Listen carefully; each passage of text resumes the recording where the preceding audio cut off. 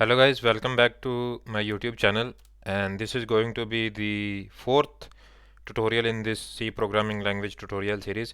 In this tutorial series we are going to look at some mathematical operations like how we can add two variables, subtract two variables, multiply two variables, and divide two variables.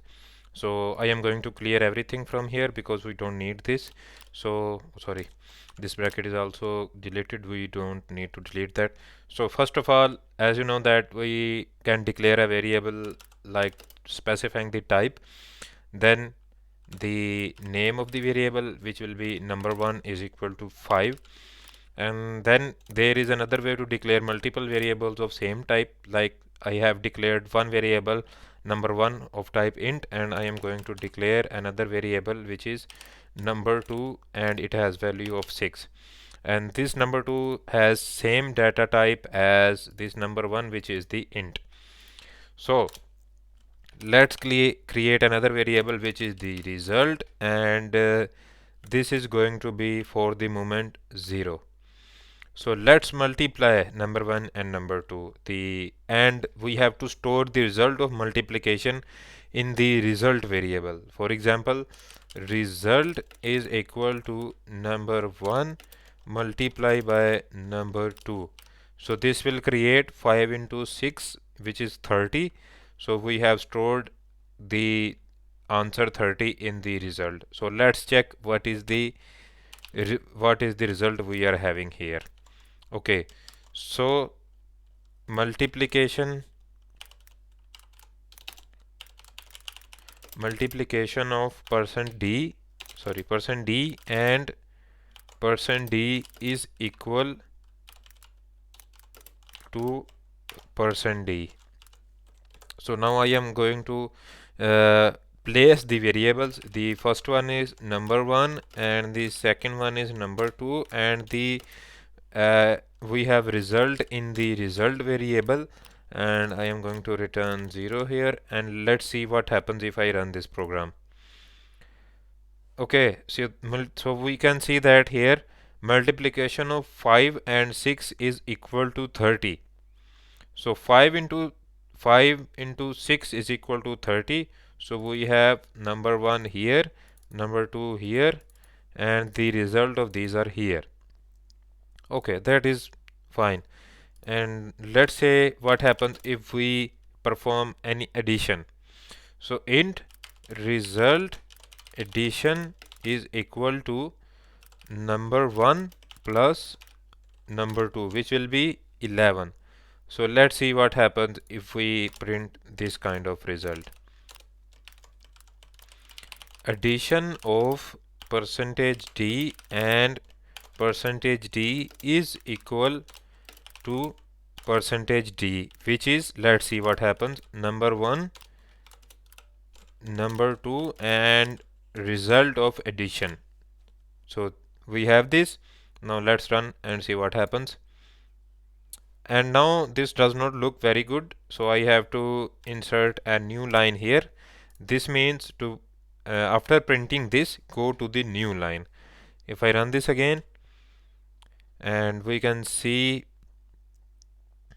yeah, on the next line we have addition of 5 and 6 is equal to 11.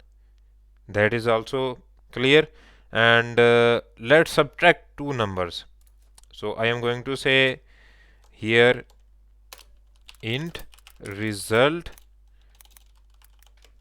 subtraction is equal to number1 minus number2. As we can see that 5 is smaller than 6, so the answer will be -1. So let's see what we have here. Printf subtraction of %d and %d is equal to %d, and as you already know that the same will be printed on the one line. I do not want to do that for the moment. So the first one is number1 and the second one is number2, and the third %d will be result of subtraction. So let's see what happens now. So subtraction of 5 and 6 is equal to -1. So this is also clear. We are clear with. Till now we have done multiplication, addition and subtraction. Okay, so let's do some division now at this time. So the division can result in a float value. So let's create a float kind of variable to store. I am saying float because 5 divided by 6 or 6 divided by 5 can result 1.5 or 2.5 or 0.5 or 0.6. So points, the numbers that have point in it like 0.00 something, we cannot store those values in the int variable. So we have to create a float variable, and I am going to say this result division, division is equal to number 1 divided by this forward slash is equal to division and number 2. Let's see what happens if we print this on the new line, which is printf division of percentage d and percentage d is equal to percentage f, because we are using float variable. So in order to render or in order to output the float variable, we use percentage f. And now we are going to specify the numbers for the output and result of division. Let's see what happens. Okay, so we have an error here, which is this one is int, result division it is saying is int, and this is a double. This is a double. So I am going to rename this into d. Sorry, this one is like this, and we have this. I made a mistake here. So if we run this, we can see that division of 5 and 6 is equal to 0.0000, and this is. So let's see what happens if I convert into int, and if I do this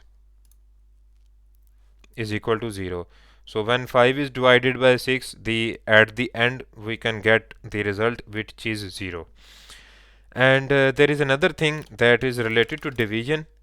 Let's say result mode is equal to number 1 percent sign number 2. So let's see what is this. The modulus of percentage d and percentage d is equal to percentage d, and on the new line obviously. So here number 1, number 2 and result mode, it is here. And if I do this, and let's see what happens. Okay, modulus of 5 and 6 is equal to 5. I am going to make this a bit simpler.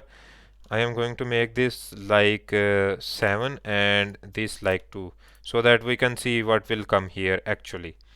If I run this, and you can see that the modulus is equal to 1 and the division is equal to 3. So 2 into 3 is equal to 6, and 7 minus 6 is equal to 1, and that one remaining one is equal to modulus, and the complete division is goes to 3. 2 into 3 is equal to 6. So that 3 is the division and the 1 is modulus. These are some properties that are very useful in writing some logical programs that we will see in any other tutorial. So these were the some mathematical operations, like how mathematics works in the C. There are some advanced mathematical operations that we can perform in C, something like this: number 1 multiplied by number 2, like brackets kind of things, divided by 4 or divided plus 4 plus 5, these kind of things. We will look at these in some other tutorials, but in next tutorial I am going to teach you guys how to take input from a user and then process those input to perform some useful results. Till next time, take care, keep watching these videos and keep learning. Bye.